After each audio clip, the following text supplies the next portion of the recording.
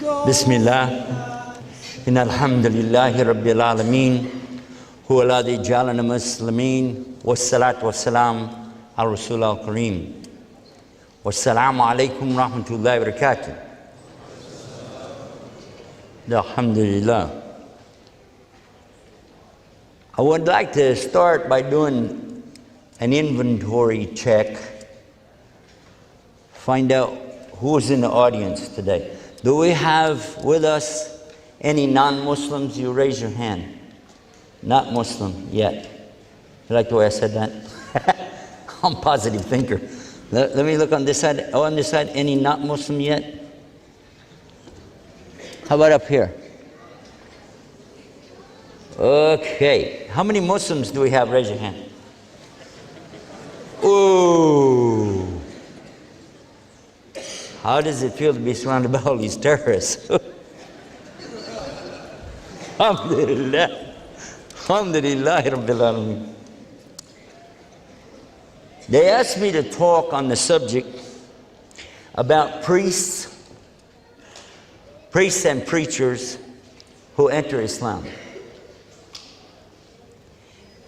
Very frequently, I get introduced by people that really don't know me or know the real history, and I get amazing credits to me that I never even knew I had. I've been labeled as a Presbyterian, as a Catholic, as a Baptist, and by the way, I was none of those. And I've been told that I was a bishop and a priest, and I go, it's amazing. The problem happens actually when you tell the story in English, then they translate it to Arabic, and then somebody translates it back out to English. There's a word, qasis, which they use sort of as a general word to represent anybody who's religious in the Christian religion.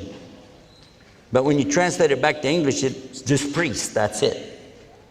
So that's why they asked me to try to clarify that whole story tonight. Inshallah, God willing, if you'd like to make notes, you're welcome to do so. And then you can compare the next time you hear the story and see how close it is. First of all, I never imagined that I would become a Muslim. In fact, I wouldn't have accepted that even as a joke 15 years ago. Nothing could be further away from me than such an idea as that. But one of the reasons is because I didn't understand what the words mean. So before I tell you the story, I'd like to share with you a couple of words. And then as I tell you the story, it'll help you to understand better. God willing, inshallah. The first word is the word Allah. Now I'm a Texan. I grew up in Texas. And everybody there in Texas, you know, we have our way of thinking, and we think everybody thinks like we do. As a matter of fact, if somebody said the word Allah, we would probably say, why don't you say God like normal people? Everybody else said God. But is that really true?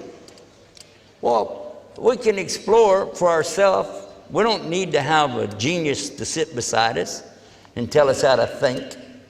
We can figure it out. Christianity is the largest religion in the world today. Followers of Christianity make up about 1.7 billion. And from those people, the majority of them, single religion only, is Catholic. They're bigger than the Orthodox or the Coptics or the Protestants. The biggest group is the Catholics. Now, the majority of the Catholics speak Spanish, French, or Italian. Majority. Some Portuguese. Because that includes Mexico, Central America, South America, France, Italy. So you get the feeling that a large majority of the majority don't use the word God. They use the word do or Dios, but not God. Then if you look to the rest of the Christian world, you'll find you have a lot of people, they speak the Dutch or German languages. And they also don't use the word God. And in fact, if you go really across those 1.7 billion, only about something like 200 and something million are really living in America. Some English speakers in Canada, of course England, they'll use this word God. That's true. It's an English word. That brings us to another point. I think you see what I'm saying already, but it brings us to another point, and let us do a little bit of history now. I did our geography, now we'll do our history. There was no word God, G-O-D, on this planet 1,000 years ago, because there was no English until the Normans invaded the Saxons. Then we get the English language after that. That was 1066 AD. So I'm sure you know there were Christians before that, right? So then we had a question, well, what did they call God? Another question for us, and this is a question in language. Are there any Christians that speak Arabic language? Yes or no? Yeah. Are there any Jews who speak the Arabic language? Yes. In fact, the Arabic language has been on earth since before people wrote down words, because it's one of the Semitic languages. Semitic languages include Aramaic, Arabic, Hebrew, and some of the others that are pretty much extinct now. None of those languages use the word God to represent the deity. Again, that's because it didn't exist. But all of the people who speak Arabic know that the word Allah means the one God. Arab Christians today use this word. Arab Jews use this word, and they used it before there was English. You can prove that one real easy. You could go out and buy an Arabic Bible and look on page 1 and find the word Allah 17 times. Or you can do it the easy way. I like the easy way, the cheap way. I don't have to buy anything. Any motel or hotel has a Bible in the drawer. Pull it out, open it up, and look and see what it says. They will tell you that they're real proud of the fact that they have translated the Bible into so many languages. And they give you a free sample of John 3:16. For God so loved the world. For who? God so loved the world. So they translate it and they put it in Arabic, because it's the second language. Afrikaans being first, second language is Arabic. And you look, and there it is in Arabic. Alif, Lam, Lam, Ha. So, this word is acceptable even to Christians who are trying to share their Bible with others in the Arabic language. So we've established now the common usage, almost. One final point. There are 1.5 billion Muslims on the earth today. 100%, every single one of them know that the word Allah represents their God, and they say this word, Allah. So, for the good old boy in Texas, the common word on the earth for the one God is Allah. Oh yeah. Only thing left now is to find out, what does it mean? Does it have a meaning, or is it just a name? There's a word in Arabic which is ilah. Ilah. Ilah means exactly the word God. Ilah means God. God in English can have a s after it, and that makes gods. Gods. More than one. But in Arabic, you can't go s after something and it's more than one. You have to know how to use the language, because the word opens up, grows in the middle, and then you can know without doubt that you meant plural. I want to give you an example of that. Kitab is book. Kutub. Kutub is books. Yes? Yeah. Another word, masjid, our word for what some people call mosque. Mosque is actually masjid. And the plural, masajid. So you can tell real clear when something's plural. And there is a plural for God, gods. And there is a plural for ilah, awliya. You can make it plural, more than one. You can also take the word God and make it female, goddess. Do the same thing with ilah. You can also take the word God and make it mean the God of Abraham and the God of Jesus, but it's a little bit hard in English because you have to make a big G, capital G. My mother used to see it when she'd read her Bible, the big G. Instead of saying God, she'd say Gwad. So you knew she was talking about Gwad. You don't have to do that with the Arabiya, because when you mean the only one God of Abraham, Moses, Jesus, peace be upon him, you say Allah. Because the structure of this, Allah, actually shows you who you're talking about, because it can't be made plural. You can't put it after it. And you can't make it male or female.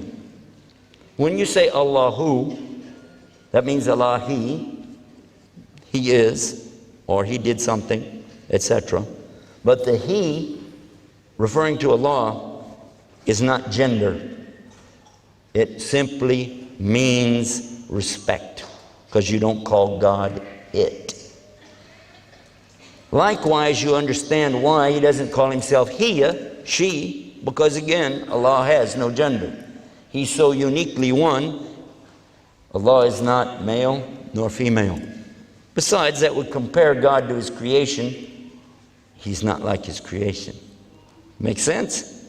So Allah is the perfect word if you mean to say one God, by Himself, no partners, not male, not female. Best word to use? Allah. Some proof about that is the fact, as I already told you, that's the word that was used for centuries before there was Gwad, as my mother would say.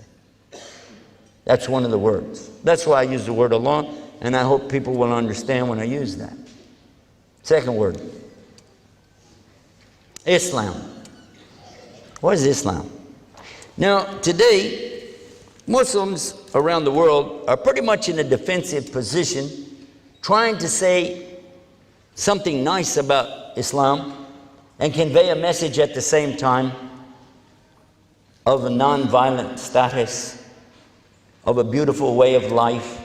And they will say, Islam is peace. Islam is peace. Have you heard that one? When I walked out here, I think I said Salam Alaikum, didn't I? Right? What does salam mean? Peace? Yeah. But if Islam means peace, I should have said Islam Alaikum. Right? That's wrong. I have to say Salam Alaikum. So what is Islam? Let's look at it. Islam comes from the same root as salam. Sin, lam, mim. Silm. But from this root, you find that it has 5 things contained within it. First of all is total surrender. Total surrender. And then, second, submission. Third, obedience. Fourth, best word in English, sincerity. Complete, total. and 5, peace. Salam is in there, but it's only 1/5, 1/5. So when you say Islam, you're talking about action, verb, things that you do. You're describing, get back up here. You're describing your relationship with who? Go see the last word I mentioned, Allah. Your relationship with the Almighty is, or should be, surrender to Him, submitting to His terms, conditions, or commandments, and being in total obedience to what He has ordained for people to do. And to do it in sincerity, not to show off, not because somebody is watching, because you know you need to do it. And then finally, to do so in total and complete peace. It's not something new. It's a way of life described for us in the Quran, in the New Testament, in the Psalms of David, and in the books of Moses. Clearly, it's to do what God has ordered you to do. Follow the commandments. Worship Him alone, without any partners. Give up this life, the desires, the lusts, greed, passions. Sacrifice that to follow His will. The 10 Commandments mentioned twice in the Old Testament and referred to throughout the Bible are beautiful for Muslims as well. They're very clear. And someone in Islam should know that these commandments are for us too, because they're mentioned in the Quran as well. First commandment, La ilaha illallah. By the way, you can talk. This is not Jummah khutbah. Yeah, you can answer me, no problem. So I say something and ask you a question, you can say it. It's okay. Alhamdulillah. First commandment, thou shalt have no other gods beside me. Second commandment, thou shalt not make unto me any graven image. God's speaking in the first person when He says me. That doesn't mean Moses is asking people to worship Him. That you will not take God's name in vain. Muslims are very, very keen about never taking Allah's names in vain. Even we don't jokingly call somebody by God's names. In fact, when we name our children, we call them the servant of Allah, Abdullah, the servant of the most merciful, Rahim, and the servant of the all-patient, of the Sabur. So we use these terms because of so much respect for His names. The next commandment says to remember the Sabbath and keep it holy. Sabbath means 7, not 1. Meant the 7th day of the week. We'll leave that for a discussion another time. Think about it. The next commandment, the 5th commandment says, and this is the first thing that leaves the subject of worship of God, says, thou shalt honor thy mother and thy father. And Islam says, after Allah and His Messenger, the first rights go to your mother, and then your mother, and then your mother, and then your father. Yes?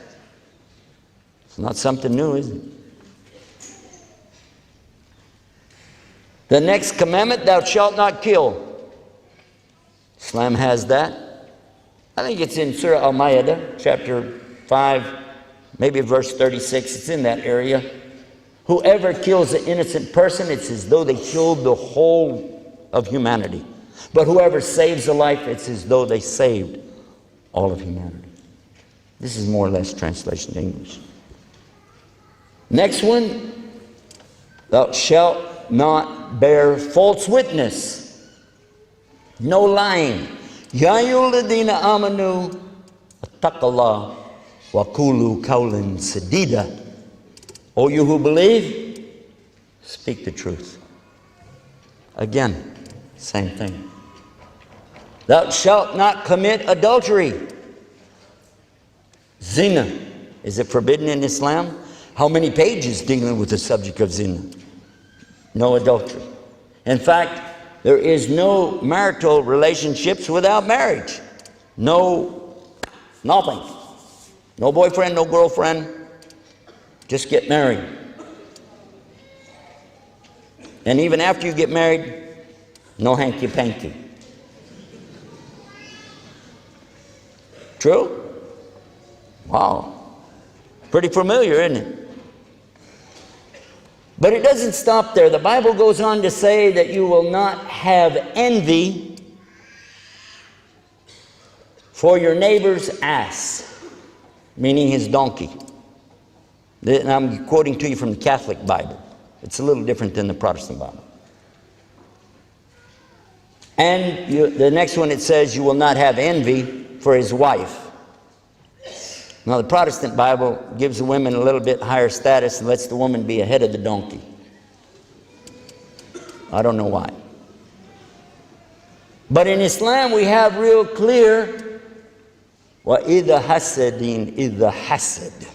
I'm seeking refuge with Allah from the envier when he does envy. So it's also forbidden in Islam.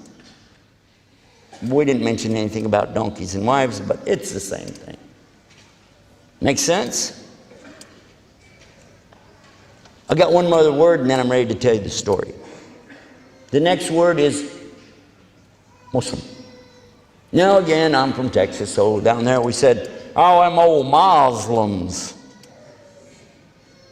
But you know, Muslims, we don't like that too much because it's actually somebody playing with Arabic to make it sound like Mazlum. Mazlum is people that do wrong things, bad things. And we don't want them to say that. Muslim. Say mu. Hello? I can hear you breathing. Say mu. Ah, there you go. Mu. Islam. Muslim. It comes from the word Islam. Whoever does an action, and you're using the Arabic language, you put mu in front of it, in front of the verb, in most cases, and you find the one who's doing it. For instance, our word safari in the English language comes from the Arabiya safar, to travel. Whoever travels is a musafir. And believe me, sometimes when I'm traveling, I suffer. But that's another story. Another word in Arabic, salli. When somebody is doing their worship, standing, bowing, prostrating, that's salli. The musallin, those who do this. Now, when you put mu in front of salli, musalli, you see how it works. Another one, have you heard this? Allahu Akbar, Allahu Akbar. That's called the adhan. And when you do it, you become the mu'adhan, right? Did I get it right? Don't let me get mixed up here now. So if I want to do what God wants me to do, if I want to surrender to Him and submit to Him, obeying His commandments in sincerity and peace, what am I? Muslim. In English, we don't have a word for it. You have to put all that together and say what I said. But in Arabic, Muslim. You believe in the one God of Abraham, Allah. You want to do what He wants you to do? You really serious? You're trying your best? Then you're a Muslim whether you know it or not. And it's on the day of judgment that the ultimate judge, Al-Hakim, will decide who the real believers are, who the real Muslims are, not me. There's a final word, deen. I didn't used to do this, but I found that it's necessary to mention this because of the mistranslation to the English language in Pickthall and Yusuf Ali's translations. They use the word religion. English doesn't have a word to handle the word deen. Religion is really close. It conveys a meaning, so we grab it and we go with it, but unfortunately, it is not all-encompassing. The translators of the Bible actually came out with a word a little bit closer to the meaning when they translated what was in the book of the Acts of the Apostles. The first book to follow the Gospels is Paul's book, Acts of the Apostles. In here it tells you that Paul persecuted even unto death the followers of Jesus. But he doesn't call them the followers of Jesus. He calls them the people of the way. And they used a capital W to signify that this was the proper noun. And you capitalize proper nouns with a big W, just like they did with the big G for God. Right? Way. People of the way. Ahl-Din was the reference he was talking about. How many Muslims in here would like to be known as Ahl-Din? Please raise your hand. Ahl-Din. Oh, you don't want to follow the deen of Rasul? Inna dina indallahi al-Islam? How can you be a Muslim you don't follow deen? Let me try that again. How many Muslims would like to be Ahl-Din? Hello? He made up for it. He put two hands this time. Good. Alhamdulillah. I'm only saying it because it's important for the non-Muslim to realize what we're talking about. Our book, the Quran, tells us, in no uncertain terms, by the way, this word deen is used over and over and over, maybe more than the word Islam itself in the Quran. Inna dina indallahi al-Islam. Wa man yabtaghi ghayra al-Islam dina fala yuqbala minhu. Wa huwa fil akhirati min al-khasirin. Al-yawma akmaltu lakum dinakum. Yes or no? At the end of that one, wa raditu lakum Islam dina. Again, the deen. And Qul ya ayyuhal kafirun, how does it end? Lakum dinakum waliya deen. How many times do you think that word is in there? And if you keep saying religion, religion, religion, you know what the problem is going to be? In some cases, it won't make any sense. How do you tell an atheist, mulhid, lakum dinakum waliya deen? He doesn't have any religion, but he has a deen, doesn't he? To you, your way. To me, my way. Make sense? Well, if it didn't, go talk to scholars, because I asked them, they said use the word way. And then when I found it there, Paul's using the same expression, makes sense to me. People of the way. The people of Jesus' time were called people of the way.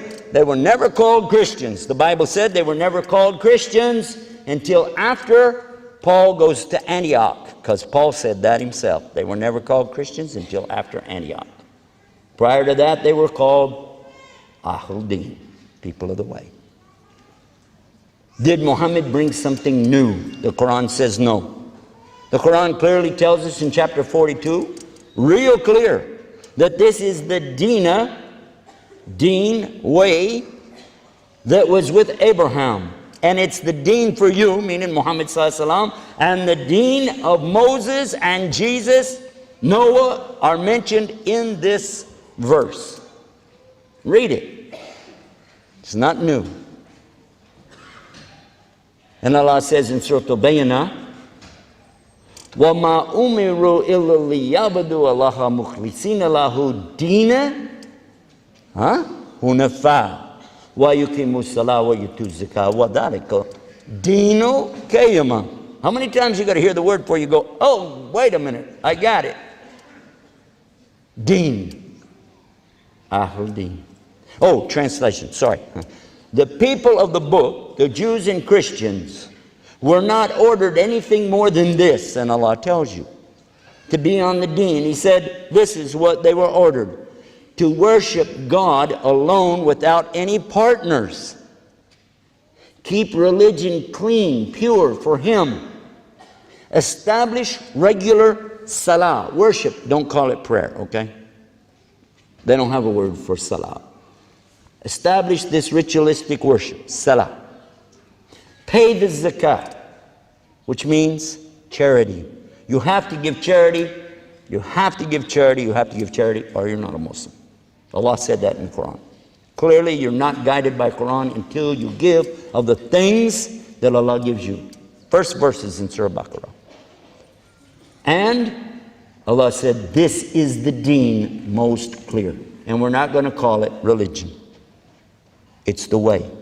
It's the way to get to who? Allah. I want to be with Allah in the next life. And really, I want that for everybody here. I do. But the only way we can get there is to do it on His terms. I cannot make up a religion and expect Him to accept it, can I? Can I go out into the bush, pull up some trees, carve them up into some kind of little statue, and start praying to those little sticks and stones and asking them to help me? Can I do that? Physically, you could do it, but would it work? Duh. How is a stick going to help me when I was just cutting it a minute ago and he couldn't help himself? Some people, by the way, carry a lucky rabbit's foot. I don't know if you have that in Australia or not. Do you have that? Lucky rabbit's foot. Have you ever heard of that? Very popular in Texas when I was growing up. Lucky rabbit's foot. There you get the foot, put it on the little chain, wear it around their neck, put it on the keychain. You ever heard of that? Wasn't very lucky for the rabbit, though, was it? Get to think about that. I saw somebody as a driver, taxi driver. He had a little statue in India. He had a little statue in front of his steering wheel. When I got in the car, shut the door, the little statue started to wiggle. I said, what is that? He said, that's my God. Said, that's God? He said, yep. They said, but that's only one God. I said, okay. He said, that's the God for driving around, the traveling God. I said, you know, when I slammed the door, I noticed he wiggled a little bit. If you're a traveling God, you better put a seatbelt on him. Otherwise, he's going to fall on the floor. You're going to have a problem. What's amazing is his comment back to me, because I'm playing with him a little. You know, what if it falls on the floor? What if it breaks? He said, I'll just go buy another one. Besides, he smiles, reaches over and grabs it. It has Velcro on it. So you can make up a God with Velcro on it. You can go out and cut up sticks and stones and play around. But do you really think that's going to benefit you? Who created everything? Who created the heavens and the earth? And you ask the people, and they'll say, Allah, God. And who created the sunset? And who created colors and beauty? Who created you? They'll say the same thing, God. Is that right? Yeah, they'll say that. So the question becomes, then why don't you want to worship Him on His terms? Why do you want to make up a religion? Good question. Having said that, introducing the subject and giving you the meaning of the words that I'm going to be using, I think it's time that we start up now and tell you the story about priests and preachers entering Islam. First of all, Muslims should always begin whatever they do with Bismillah, with the name of Allah. But there are a lot of people that say they believe in one God, but what do they believe? And I'm going to change the subject a little bit. Suppose we're going down the road, you know. Maybe, as an example, we wanted to drive from here to Perth. Would that be a trip? That'd be a trip, wouldn't it? So as we're going along in the middle of nowhere, all of a sudden we see somebody out there hitching a ride. So we say, wow, man, look at this guy out here in the middle of nowhere. Let's give him a ride, you know. And then we'll share the message of Islam with him, and who knows what will happen. We'll call it dawah. Give him the invitation, right? So we slam on the brakes. He gets in the car, you know, hey, where are you going? We're going to Perth. Where else are you going to go? It's the road only goes one way. Okay, so here we go. And along the way, we say, you know, we're Muslims. He goes, really? I heard stuff about you guys in the newspaper, news and stuff, you know. What do you guys believe? We believe in one God. He said, me too, man. No joke, yeah. He said, I only believe in one God. Hey, cool. It's almost a Muslim already. But we believe that He's really one. He said, yeah. We don't believe he's three. No, I'm a one guy. One God. Okay. Oh, yeah, and we believe that you have to do what God wants you to do. He goes, yeah, that's what I think too. We're going, hey, that's it. Far as I'm concerned, he's a Muslim. Give him Shahada. Shahada la ilaha illallah, Shahada Muhammad Rasulullah, and Takbir Allahu Akbar, Takbir Allahu Akbar, Takbir Allahu Akbar. That's it. Give him a Quran, that's stop. But along the way, he said, stop the car, stop the car. Whoa. We stopped the car, and he runs out in the desert. But there's this huge tree. Nothing else out there but this huge tree. Huge. He runs up in front of that tree, and he's standing there like this and bowing down on the ground of this tree. What's that? Could be a sutra. Could be. He comes back. We go, what was that? What did you just do? He said, we believe in God? Yeah. Worship one God? Yeah. We do what God wants us to do? Yeah. He said, well, that was God. I was saying thanks. Oh. Get it? What did he mean when he said it? What was in his mind? What's he trying to say? Some people put God in the creation. Some people put God in the creation. And if they do that, they're always going to come up short. A little later, we're going to go into that and break it down. But now I want to tell you what happened to me. And this is how it started. My father was an ordained minister and a businessman at the same time, non-denominational Protestant, just for the record. I also had become a preacher, but I was also a music minister, meaning that I spent a lot of time playing music, selling musical instruments to the church, etc. And one day, Dad came to me and he said, we're going to be doing business with a man from Egypt. I said, hey, good. He said, yeah, we're going to be, importing things and selling them in our store. I said, it's good, man. Nile River, pyramids, the Sphinx, Abu Hul, Cool. He said, yeah, and he's a Muslim. I said, a what? He said, a Muslim. I said, Dad, I wasn't going to have anything to do with it. Those guys are terrorists, hijackers, kidnappers. They don't believe in God. They kiss the ground 5 times a day, and they worship a black box in the desert. That's what we knew. That's what we'd been told. SubhanAllah. Dad said, well, I want you to meet him. I said, no, wait. He said, you have to meet him. I said, no. Dad said, you will meet him. No, it's my dad's house, Dad's business, and I'll meet him. But I said, it has to be on my terms. He said, okay, what's your terms? I said, I got to come straight from church.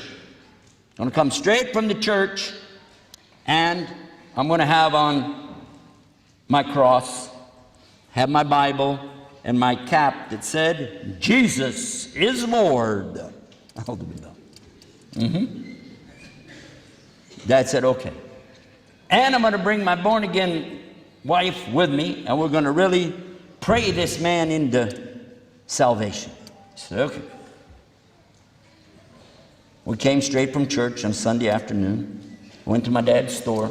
And by the way, in the United States, you can be open on Sunday. So we went there. I said, where is he?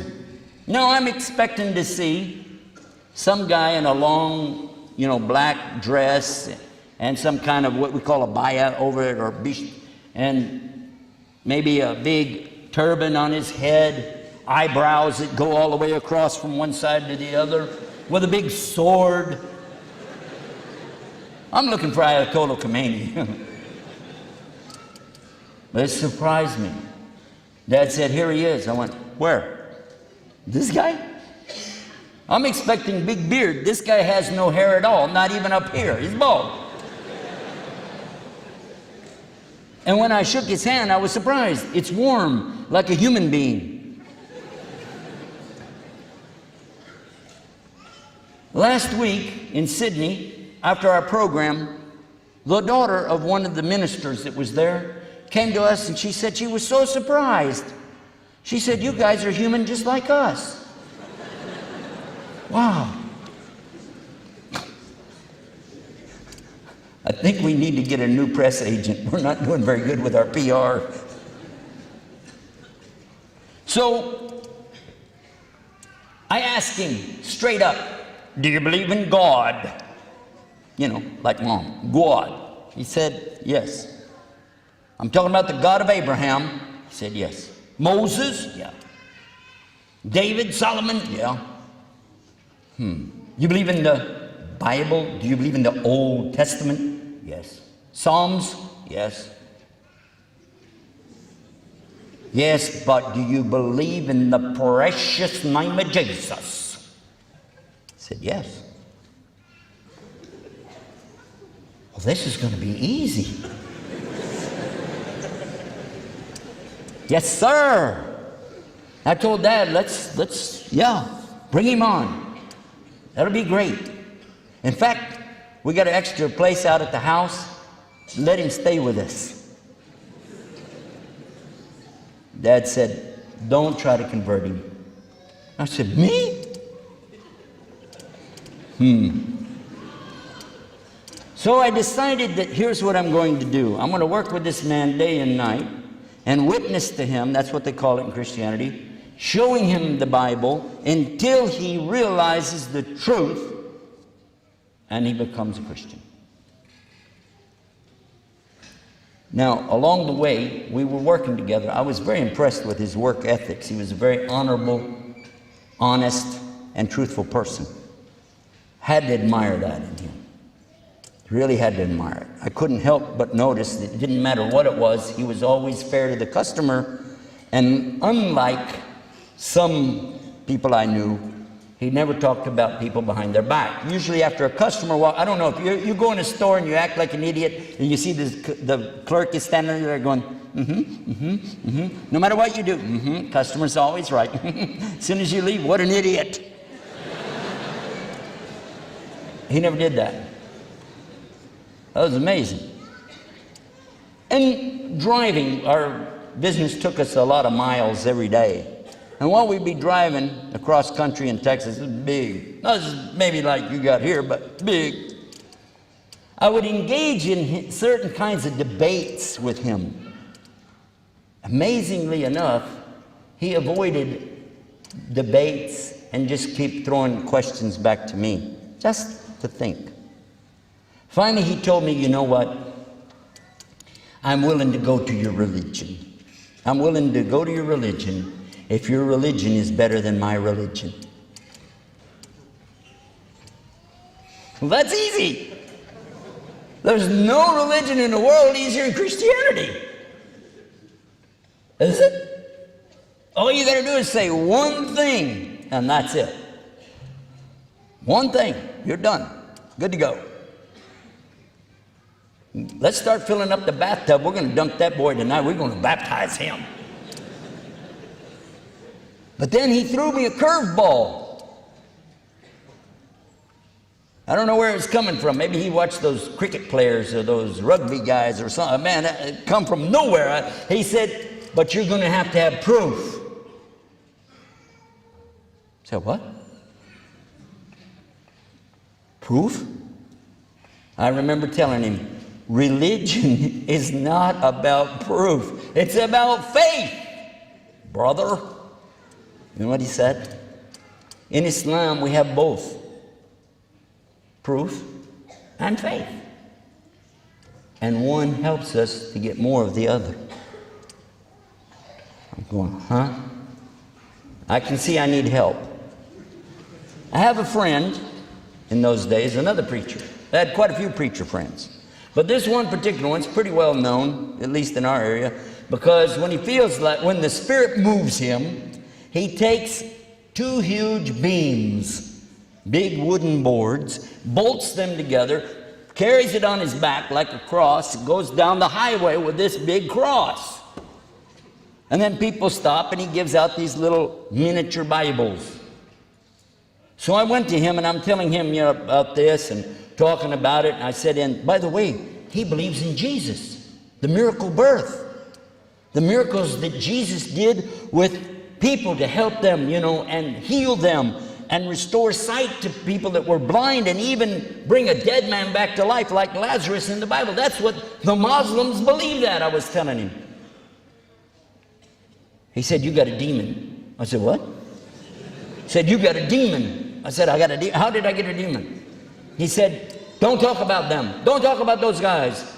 And he kept putting the cross all around. Then something happened just real soon after that. We went to those great big prayer meetings. I don't know if you've ever seen them on TV where you got 5,000 people sitting in the audience all going, like this. He had a heart attack. Now that's funny, but not funny, but strange. Let me use the word strange, because the guy on the stage is healing people, and here he had a heart attack back there. First thing they said was call an ambulance.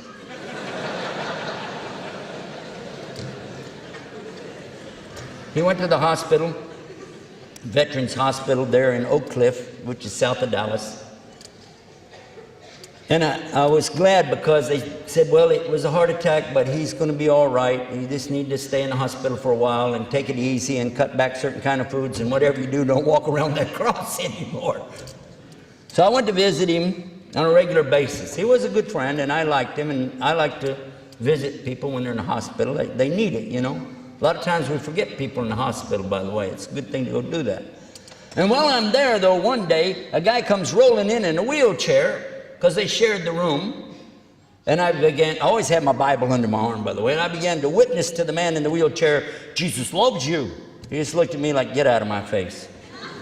And I said, where are you from? He said, I'm from Pluto. Well, now in Texas, we have a Venus, Texas, so I thought maybe it's a city I didn't know about. But he was basically telling me to buzz off. I could have said the word you guys use in Australia, but I decided buzz was better. Buzz off.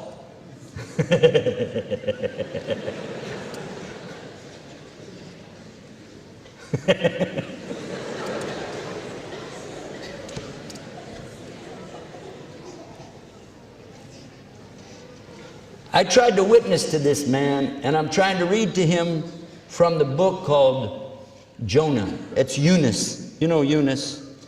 We have him in the Quran. Well, he's in the Bible.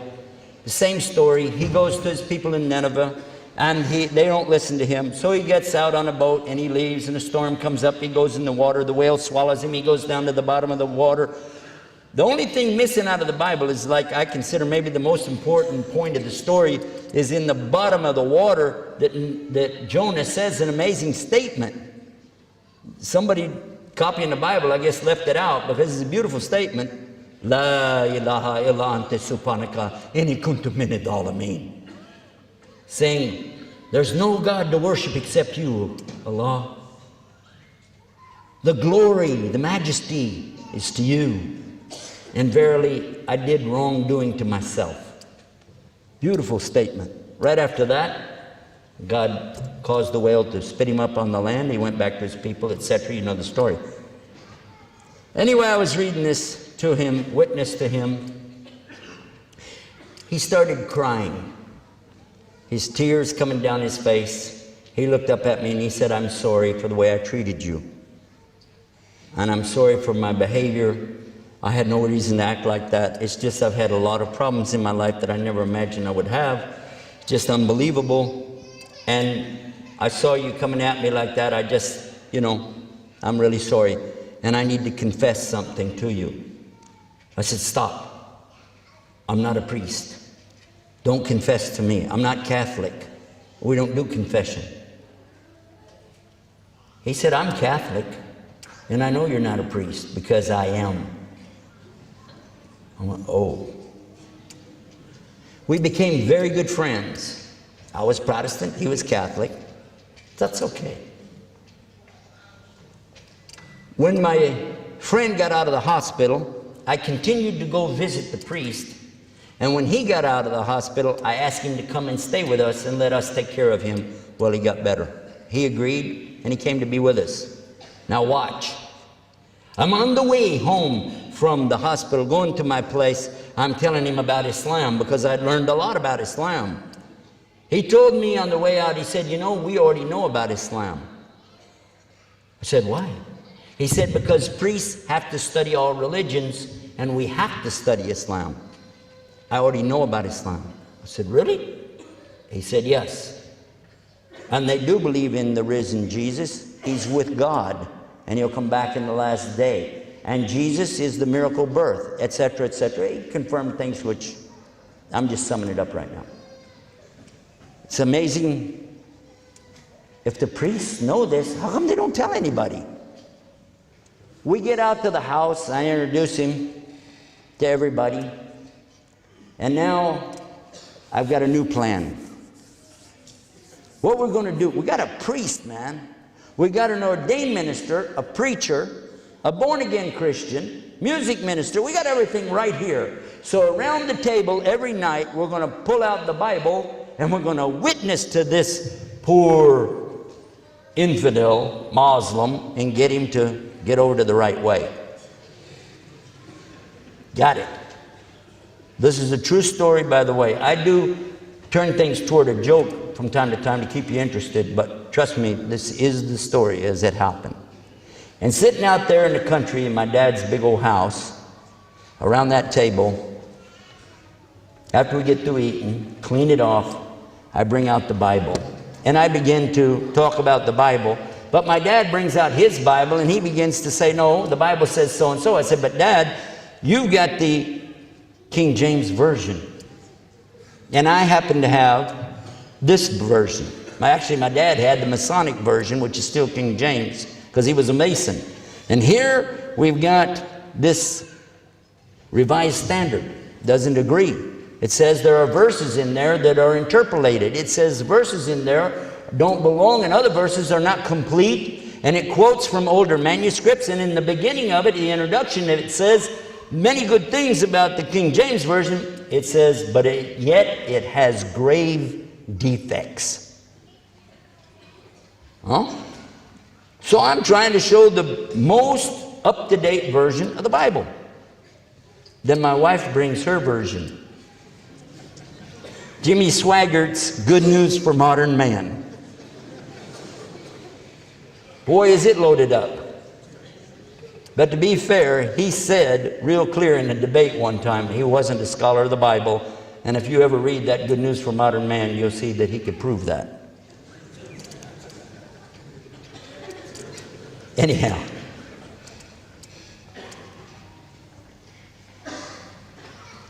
We realized that going around and around with the subject of the Bible is a problem.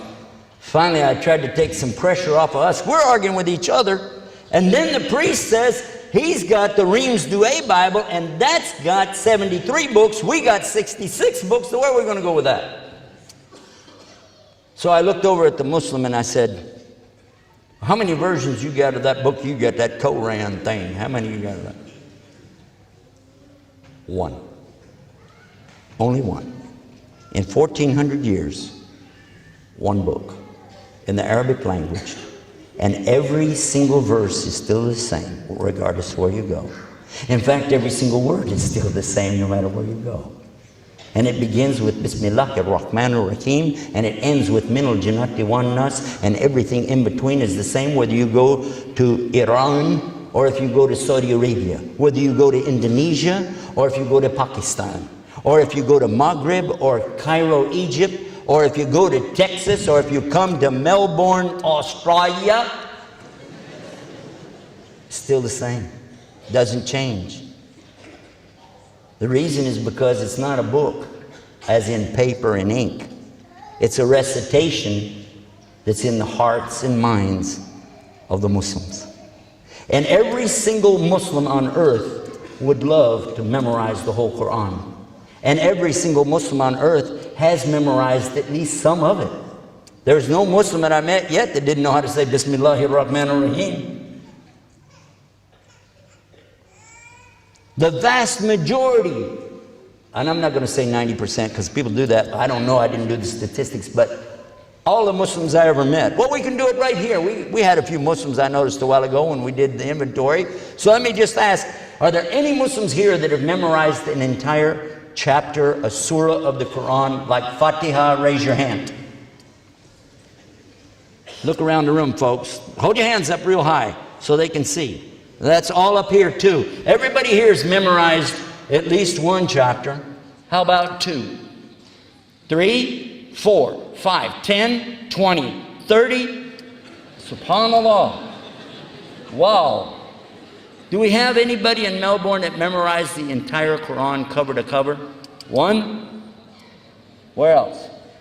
Usually sisters. I always find sisters that memorize it. How about half of it? There one up here, mashallah. And how many want to memorize all of it?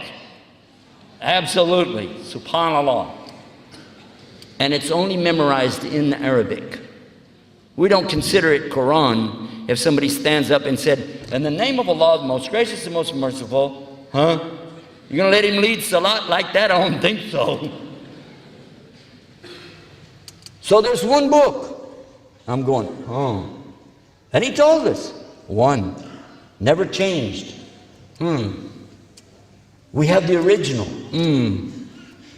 Let's change the subject.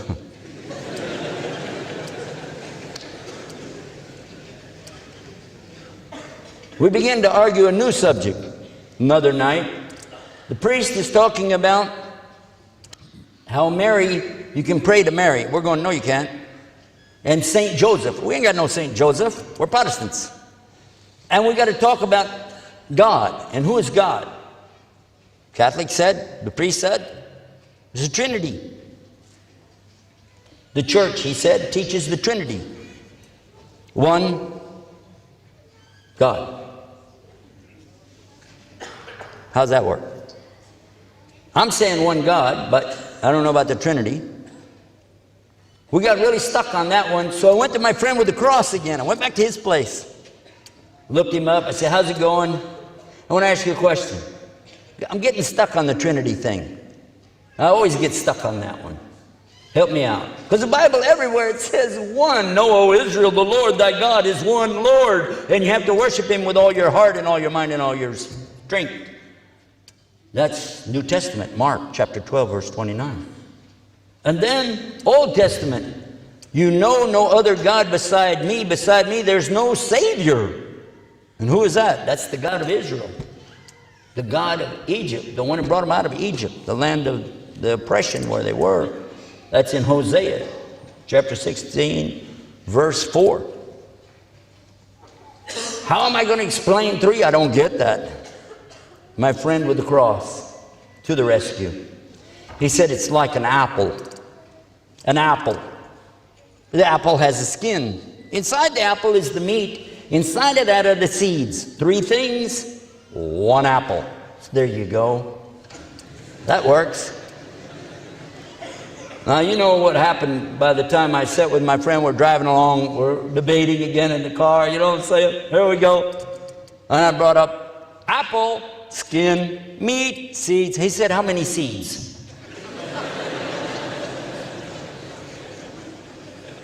Uh-oh. It's more than 3, isn't it? He said, and what if there's a worm in the apple?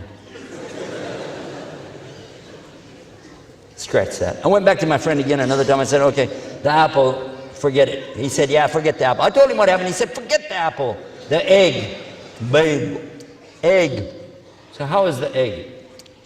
Egg has a shell. Inside the shell is the white. Inside of the white is the yellow. 3 things, 1 egg. That's it. Let's go. Can't wait. Get back over there. You know, we're going along. I can't wait to open it up. We're driving out there. Okay. God is one, but he's like an egg. He said, really? Shell, white, yellow. He smiled. He said, what if it's a double yolk?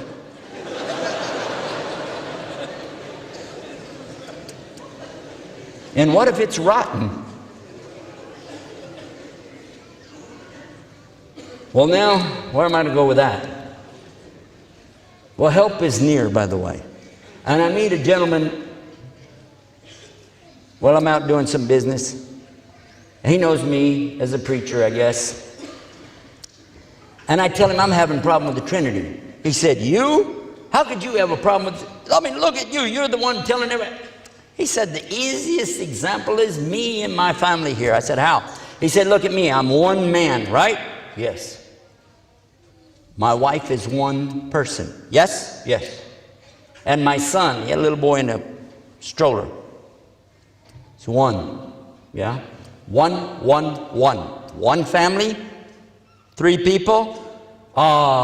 It's the family of God. Works. Let's try that one. We didn't get very far with that one.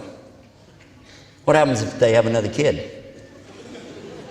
Twins, Tawam. What if they get a divorce? Ooh. I don't know how it is in Australia, but in Texas, if you get a divorce, the wife gets the car, the house, the bank account, the Keogh plan, your retirement program, any benefits, your computer, and all of your email. Now, I don't want a God that can have a worm in it. I don't want a God that can be rotten. And I sure don't want a God that can die, because people can die. So now I'm asking the Muslim. Finally, I asked him. He didn't offer anything unless I asked him. He didn't push. What do you guys say about God? Is he 1 or 3 or 2? What do you guys say? And listen what he said. Bismillah. قل هو الله أحد الله الصمد لم يلد ولم يولد ولم يكن له كفوا أحد. The translation, say, O Muhammad, they're asking you about God, say he is Allah, the unique, the eternally sought after by all creation for sustenance, yet he is not sustained. That's Samad. Samad is big name. Lam yalid wa lam yulad. He's not the father of anything. He's not the son of anybody. He has no genealogy. Wa lam yakuluhu kufuwan ahad, and he doesn't compare to anything, anywhere, anytime, because he's so unique. Oh. Well, what's he like? Laysa kamithlihi shay'in wa huwa samiun basir. He's not like anything in his creation, yet he is all hearing, all seeing. He's all knowledgeable. He's all merciful. He's all loving. Al-Wadud. He's all praiseworthy. And he is the peace. As-salam. And he is the light, An-Nur. And he's the only one that you can turn to and ask for any help and get it. And when I'm hearing these words, I'm thinking, that's what I already believe. That's in the Bible. I saw that in a book, this book, that book. I remember the New Testament said this and this. This is the God, man. How did we come up with 3? Catholic priest provided that answer for us. Oh yeah, he was very knowledgeable in the history of the church. I got it on my website, just in case you want to check it out. islamtomorrow.com/Bible. I put my commercial in the middle, so when they try to edit it out, they can't, you know. islamtomorrow.com/Bible. I took it from the Catholic website so you could see it for yourself. They say that the church started in the year 325 AD, after Jesus. Hello? And that's when they held the council to establish God could be 3 and 1 at the same time. That's also when they decided how many books need to be in the Bible and how many don't need to be. They also decided to change Jesus' birthday to be December 25th for some other god they already had in Rome. They also added Easter, the Feast of Ishtar, all of that at the same time. Now I'm hearing this coming from the Catholic right there telling me that's how it happened. I happen to know a little bit about the Protestant religion. It's a break-off from the Catholic. And then when the Protestants broke off from the Catholic, they tossed out 7 books of the Bible. That's why there's 73 in the Catholic and 66 in the Protestant Bible today. Comparing book to book, gods to gods, it just was mathematically a lot easier for me. But that's not why I went to Islam. I'd like to tell you that it was because of all the rationality behind it, but it wasn't. It was something else. It's because when I thought about it, I realized that there's something inside of me that likes to do what I want to do, regardless of what anybody else says. But there's also a side in me that knows that this is wrong. I need to do what he wants me to do. And now I'm in a fight inside of myself between submitting to him, as we already mentioned that means Islam, or doing what I want to do. Guess what? While all of this was going on, I'm not the only person in this story. I'm the only one telling it today, but the real people of this story don't get out and tell all about it. So I'm telling their story for them. It was the priest who had the biggest job of all, not me. Because he was dedicated to his religion for so many years. He had been a missionary going into South America, Central America, Mexico, learning their languages and speaking their dialect, yet he was from New York. He was an Irish priest from New York. He gave up everything to be a priest. He can't get married. He can't have any children, of course, no grandchildren, no intimate relationship. He gave it all up for the Lord. That's an important concession for a person to do. We don't want to make fun of that. This man has given up more than any of us would really think about doing for our way. But alhamdulillah, Allah didn't ask us to do that. But this man asked our friend, because now we're calling him my friend, he's no longer an infidel Muslim anymore, our Egyptian friend. He said, can I go to your church? Can I go out there to your, wherever you worship? He said, sure. Took him to the masjid during the week. They came back that night. We said, what happened? He said, what do you mean? I said, come here. What did they do? They like slaughter animals or something? He said, no. He said, they stand the same way that monks stand in a monastery, like this, silently worshiping God. But then they do something that only the priest gets to do, which is the sajda. They bow and do sajda, but he just mentioned the sajda.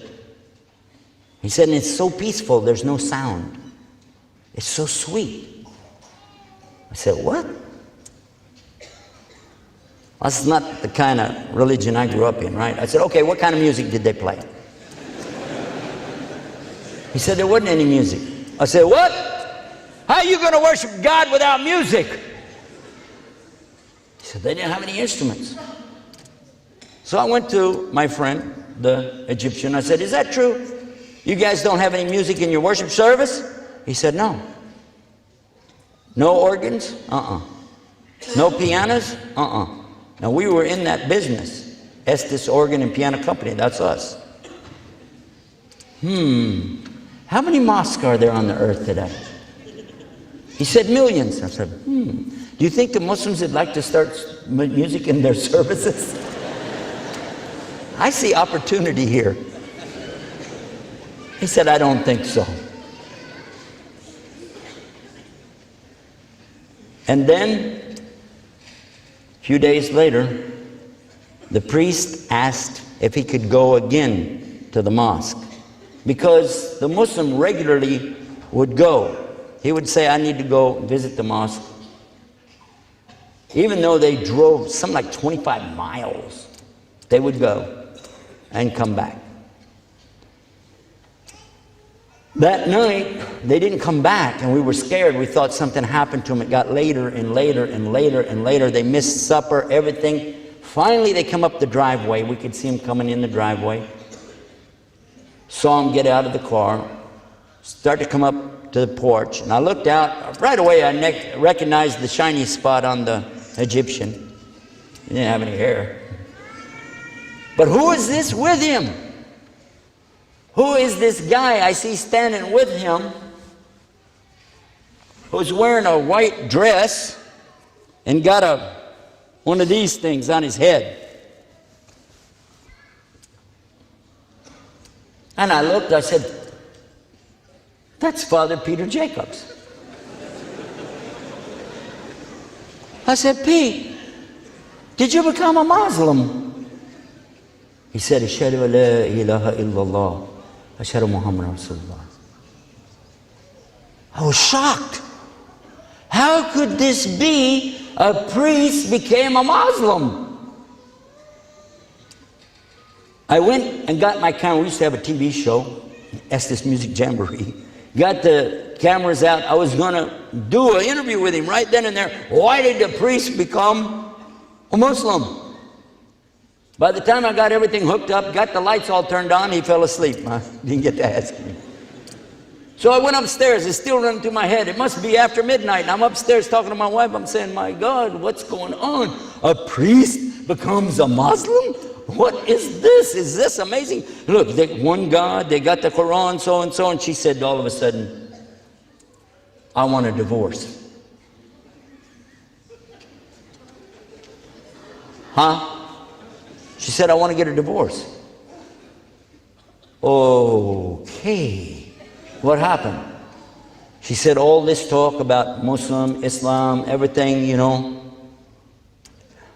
doesn't work. I said, okay, we don't have to talk about this. She said, no, we do need to talk about it. I want to get a divorce because, you see, I can see what's going on here, and I'm going to tell you, I remember what he said. Talking about Muhammad, the Egyptian. He said a Muslim can't be married to a Christian. I said, whoa, whoa, whoa, whoa, whoa. I didn't say, did I say I want to be a Muslim? I didn't say that. I did not say I wanted to be a Muslim. I'm talking about a priest. Sorry, drop the subject, forget the whole thing. She said, no, I want a divorce. I said, why? She said, because I want to be a Muslim.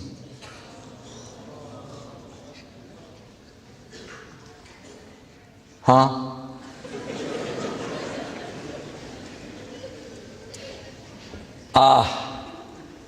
Now I've been married to her 7.5 years. I got a couple of kids here, and I'm thinking, no. I don't want to go through that.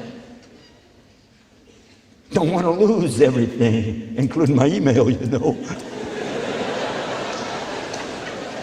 didn't have email back then.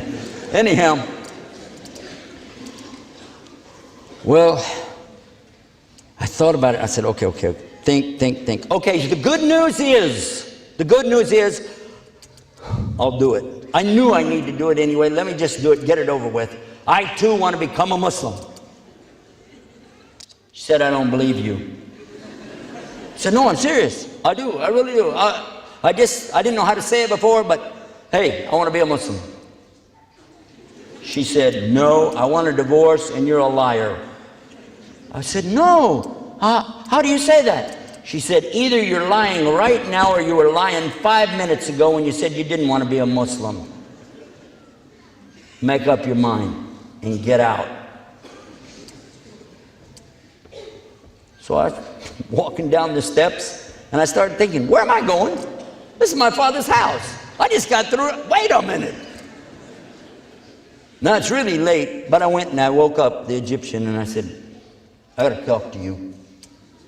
I got to talk to you. He said, what's the matter? I said, step outside. We step outside. I said, a lot of stuff is happening in my life and I need to talk to you. And I began to explain and tell him everything, what's going on in my head, things that happen in my whole life. Just like, I got to tell somebody. I probably made him crazy, but you know what? The best kind of friend isn't the one that really tries to understand you. He's the one that just stands beside you no matter what happens. And he did that. Not only stand beside me, he walked beside me, because we walked those country roads all night long. We continued doing that until Fajr. And when the sun started coming up, I'm telling him, oh, it's time for you to pray. Look, look. He said, I'll be all right. Don't worry, it's okay. I said, but the sun is, there's light. He said, there's time. Don't panic. And while he was doing that, I realized it's time for me to stop trying to push on other people what I think or what I feel. It's time for me to deal with it inside. And this is the key, my dear respected brothers and sisters in Islam. This is the key. The muftah is inside, not outside. And when I went behind my father's house and I found a piece of board back there, big board, little shelter over it, nobody could see me, illallah. I put my head down on that board the same way I had seen the Muslim place his head, the same direction toward the east. And in that position with my head on the ground, I said these words, "Oh God, if you're there, guide me." I couldn't think of anything else to say. You sat here tonight, this is not a guy that has a problem coming up with words. Yet, on that occasion, that's all I could say. Nothing else came in my mind. But those words echoed and echoed and echoed through my heart, even till today. Guide me. And Allah said in the Quran, Ihdina siratal mustaqim. When I raised up my head, I knew what I had to do. I knew exactly what I needed to do. I needed to declare publicly that I believe there really is only one God. He has no partners. And that Muhammad ibn Abdullah is his last and his final messenger to deliver that message. And that Isa, Jesus, was also the Messiah, Messihi, messenger, and prophet of Allah.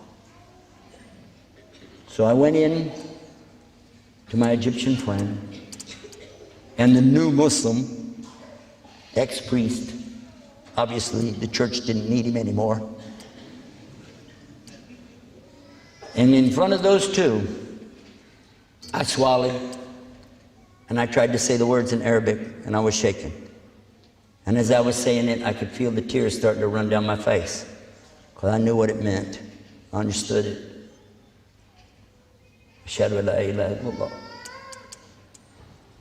Ashhadu Muhammad Rasulullah.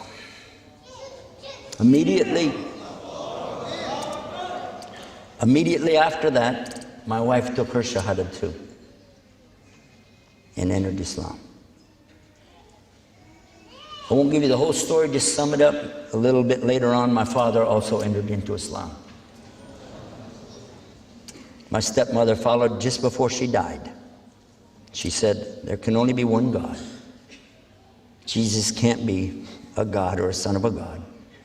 Has to be a messenger. So therefore, Muhammad must be a messenger. She said that in July and died in October. May Allah accept it from her, Ameen. And since then, I've seen many priests, even bishop, archbishop, ministers, pastors, reverends, elders, nuns, and even one called discipler from the Methodist Church enter into Islam. Many of their stories are on our website. You can see them. We have videos there. You can listen to them tell their story. It's called Islam Yesterday. You heard me mention one website, Islam Tomorrow. I liked it so much I decided to get Islam Yesterday, and that's where we put all the programs we did before, IslamYesterday.com. But then I needed something a little bit more inclusive, so I also have IslamAlways.com. Really. And we just opened a new one called chatislam.com. You can go there 24 hours a day. Our websites are open 24 hours a day and always plenty of free parking. Haha. Before I leave the stage tonight, I would like to just give some nasiha or advice to us, and I hope Allah will accept this. He says in his book, you don't guide whom you love, but Allah guides who He wills. He asked us to deliver a message. He told us to go out and give dawah to the people, to invite them with a message of what? Worship God without partners. Yes? Is that the message? Try to keep that in mind when we deliver it. Because He also said, La ikraha fid din. We can't force anybody. Islam never spread by the sword. And it doesn't spread by any other weapon either. It spreads by truth. If you consider truth to be a weapon, then consider what Allah said about it. وَقُلْ جَاءَ الْحَقُّ. This is in Surah Al-Isra. And say the truth has come and destroyed all the falsehood, because it will always destroy the falsehood. So let us work together. It's my advice, suggestion, nasiha. Let us work together to live as Muslims, to be all we can be, and let that be an example for the people. And then when we talk to them, we can be proud to say, come be like us. Come be like us. May Allah accept your Islam. May Allah accept from me, from all of us and all the people. May He save all the people from the hellfire. Ameen. Alhamdulillahi Rabbil Alameen. Huwa alladhi ja'alana muslimin. Wassalamu alaikum wa rahmatullahi wa barakatuh.